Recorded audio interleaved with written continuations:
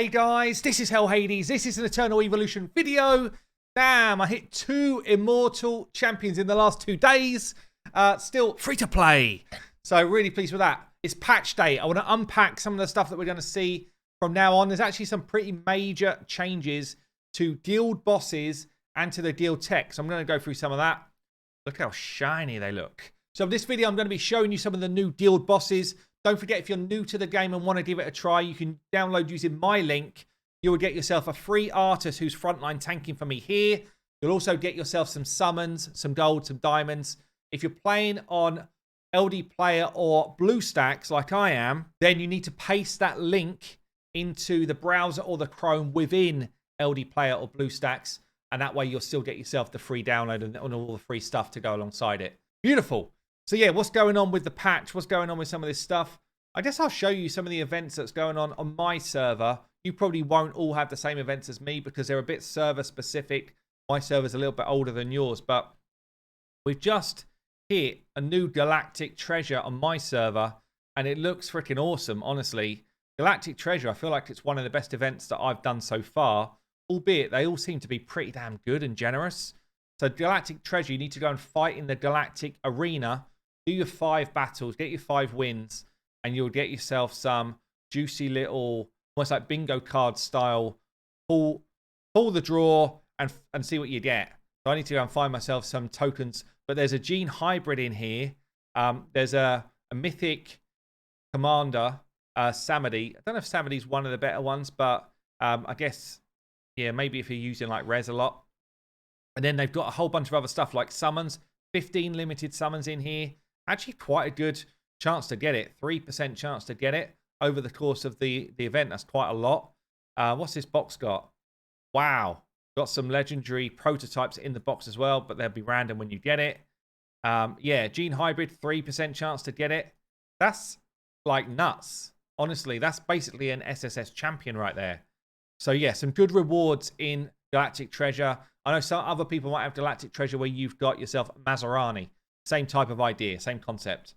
And I've also got the Quantum Machine. Basically just go and do stuff in the game and you'll get yourself, again, limited tickets. And they've got some of these hard to get kind of like talent upgrades as well. So all of that good stuff. I don't know, it's not called talent, but whatever it's called, you know, the extra ability you get, they're pretty tough to get, especially the red ones. That's just through doing daily content, so no trouble there. Right, big stuff then. The big changes are in the guild. We have got now class technology.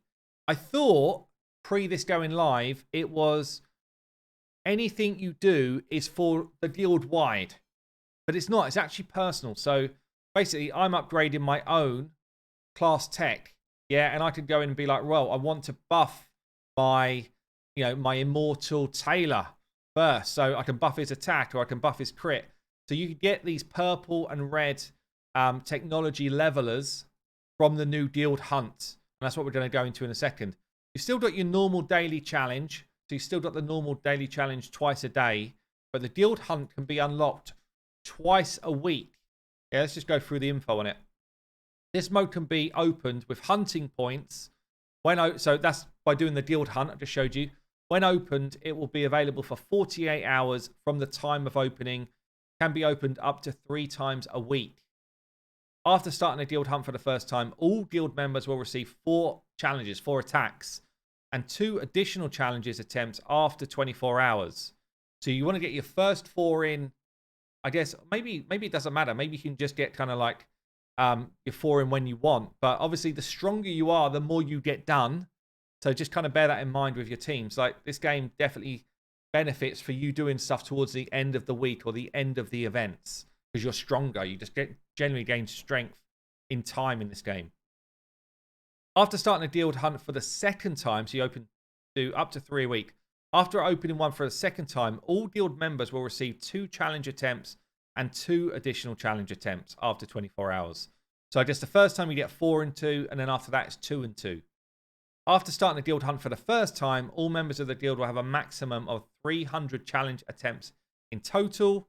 After starting the guild hunt for the second time, you'll have 200 in total. So I guess if you've got like me, we've got 45 in the guild and we've got 6 attempts. That's 240. So I guess for the bigger guilds, maybe it's you have to kind of like be a bit more strategic over what you're doing in terms of who's actually going to go and kill that boss.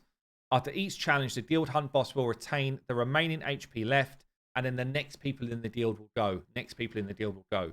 So it is basically, whereas before it was just kind of like we hit something, we see what happens. Now it is trying to kill a boss together. And you unlock the next difficulty. There's 15 stages of difficulty, which I'll show you in a sec. For each challenge attempt, you will receive the challenge rewards. After killing guild boss, you will get kill rewards. Blah, blah, blah. If a guild member quits the guild during the hunting period, they will receive the rewards by mail. That's actually quite cool. I guess you probably can't start on the next guild until this one's done. Guild's weekly hunting points are limited to 12,000 points. 4,000 are required to start a hunt. For the first one, 8,000 for the second. All hunting points will be reset at the beginning of the week.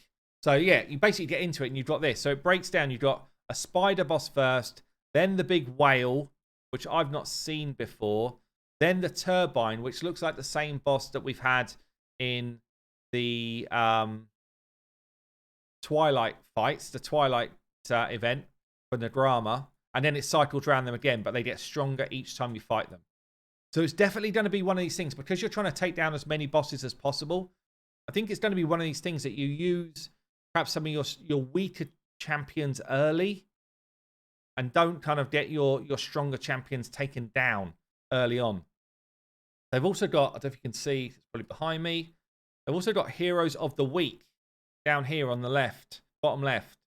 These heroes all gain 30% attack, HP, and defense, and these will cycle each week. Quite a cool feature, actually. So it gets you using different champions, different heroes for the week. And then let's have a kind of look down at these bosses then. What's going on with them?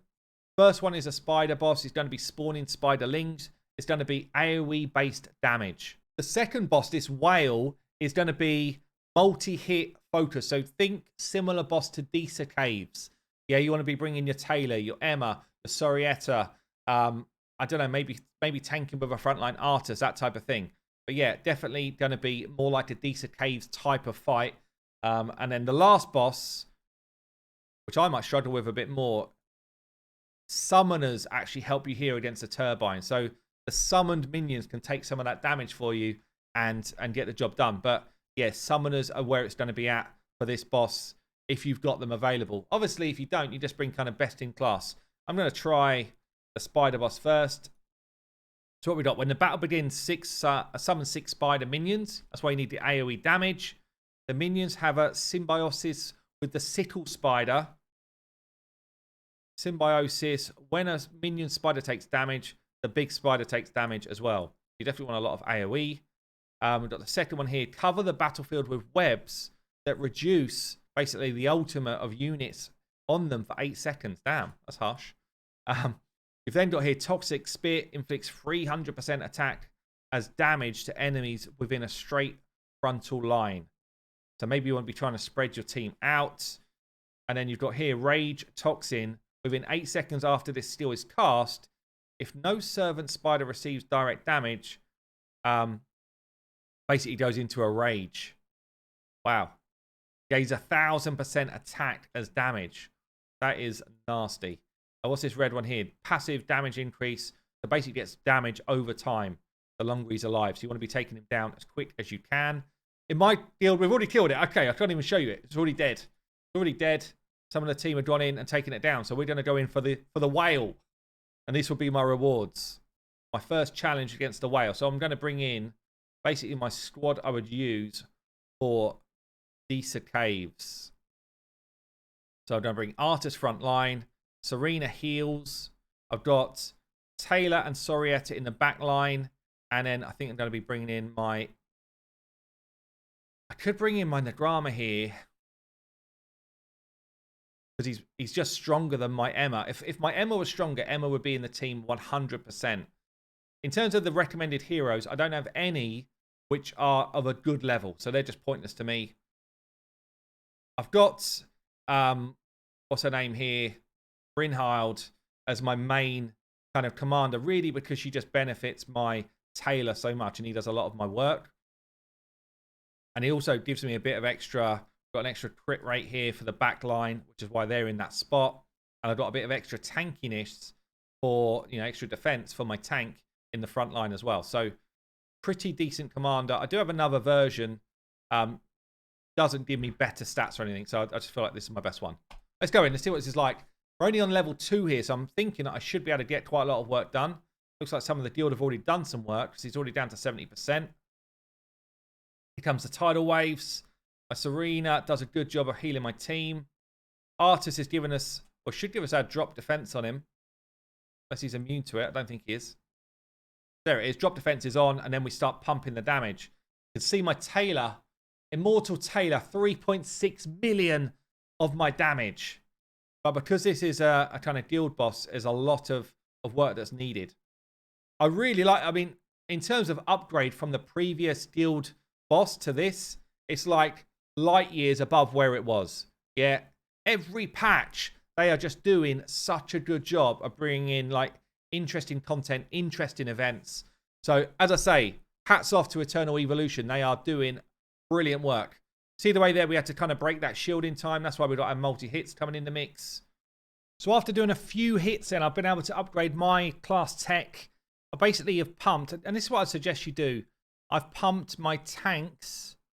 So people like my Isa, who I use a lot, my Boar I use quite a lot. I pumped defense and HP up as much as I can for now. My Vanguard, basically for my Artas, pretty much in decent caves. I've done HP and defense as well.